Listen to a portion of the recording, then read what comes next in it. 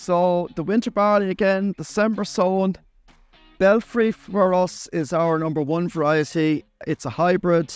It's the shortest hybrid we have. Certainly the stiffest straw. Very good, excellent disease resistance and an excellent overall package. I suppose, look, if somebody was to say to me, Tim, I've never grown a hybrid before, would you suggest a variety? Belfry would be the first word I'd say. We have not been able to beat it in terms of overall, all-round, pound-for-pound fighter is Belfry, okay? It's a controlled variety with the department. It's the one and the longest running barley that they have been testing, hybrid 6 rows outside of Cassia, and it's the one that's been consistently out-yielding the controls each year. As I said, it's our main offering to people from the hybrids this year. And I suppose, look, the hybrids have the benefit of, if the going gets tough, they're able to out-yield the competition. Be that a take-all situation, be that even a BYDV situation, not putting them up against a BYDV tolerant barley, but certainly the hybrids are able to overcome the virus a little bit better than anything else. Armadillo is the next one. It's slightly taller, it's more like Bazooka, needs a little bit more love and attention around plant growth regulator time, but certainly has an extra couple of points yield on Belfry. We see that in the trials and we see it in the field. Grain quality, similar to Belfry, not quite as good, but certainly if you want to get your big yields, Armadillo is the one to choose. Canyon is coming to the recommended list, we hope, in the next year or two. It's a very high grain quality. So Cassia is the standard, Canyon will be very close to us. Probably won't beat it, but certainly it's 10-12 points ahead of it in yield, okay? So for high KPH, out of the 6 rows of the hybrids, Canyon is the best barley we have to offer. It's going to be better in terms of its KPH than any other 2 row and similar to Cassia. That's where we'll pitch it. Joyu is a BYDV tolerant barley. It's on the market now 5 years. It's about 10-12% of the seed. Very happy customers with Joyu. Where we like Joyu is that when we're sowing 1,000 plots of winter barley and you're out scoring them at harvest time. So what we do is Dennis generally is running the combine and the weighing system and the quality system, and one of us then will do a score on straw. But you can pick out the Joyu plots from the cob of the combine. You don't need to know where you are in the field, which is nice to know because you're always saying, oh, Joyu's coming next. You can see it coming at you.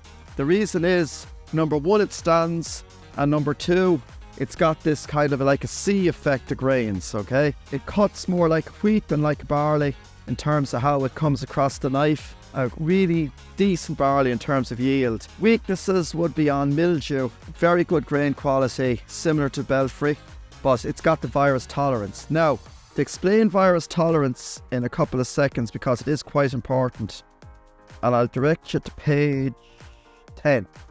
And on the bottom right hand corner is a graph. And what that is Joyu's performance in the department's trials. So it's not my data, it's the Department of Agriculture's data. And all I've done is I've taken it across the 5 years, okay? So I put a star over 2019 and 2022 because they were the years that farmers and merchants were ringing me complaining about yellow colour in barley up and down the country, okay? And they're the years that Joyu jumped everything else. So it's a very simple story. The Department of Agriculture don't set out to prove BYDV tolerance. That's not their job. Their job is to approve a variety that's good enough to get on the Irish list, okay? That's a big enough hurdle to get on. But that's the data that happened in those 5 years. The years that we didn't have BYDV, so 2023, 21, 2020, you can see Joyu is the same as the controls. The controlled varieties, Cassia, Infinity, and Belfry. Okay, so Joyu is similar to all the other barleys on the list those years. Give it BYDV and it jumps. Is that clear enough? And that's the same for Arcade, which is a 2-row BYDV. It's the same for Buzzard, which is a hybrid BYDV. And it's the same for Integral, which is coming to the list as well, which is a 6-row BYDV. This is new. It's coming to the market. It's Arcade. It's a 2-row. Huge grain. Take a look at it. These plots don't have turple on them because they're sown in December and we wanted to see could we get a little bit of lodging on them, okay?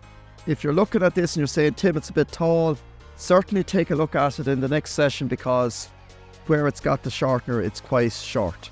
Okay, it does respond very well to shortener. There's about 18% of the seed is arcade. It's got 2 genes for BYDV or viruses. It's still tolerant, it's not resistant, okay? And there is a difference. So it's tolerant barley. This has what we call YD2. That's the gene that's involved. This one has YD2, but arcade has YD2 and YD3. So there's 2 genes. Does that make it double better? No, it doesn't. What it's like is it's getting the cake with the cherry on top. That's all you're getting extra. But it does give you a little kick on yield, and it does give you a little kick on probably, you know, if you really make a mistake and sow it on the 15th of September and you don't spray it until Patrick's Day, that will be much better than anything else in terms of virus. Okay, just a little bit better. Its claim to fame when it comes onto the recommended list, hopefully in September, will be the size of the grain. Huge grain, and it's probably why we picked it out, because visually when you look at it, it's impressive as a 2-row, okay?